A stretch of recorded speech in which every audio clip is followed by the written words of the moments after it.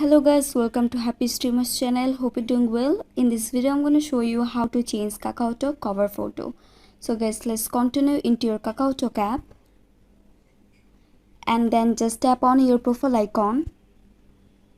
Now tap on the profile, and guys, in the low part you can see there have many options or stickers that you can use on your KakaoTalk cover, and you can select any of them.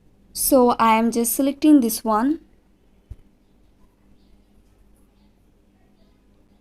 And guys, you can also customize all of these elements if you want.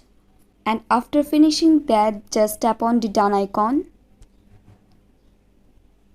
and your cover photo will be changed. And that's it. That's how you can change KakaoTalk cover photo very easily.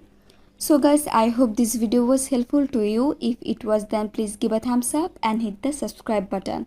And thanks for watching the video.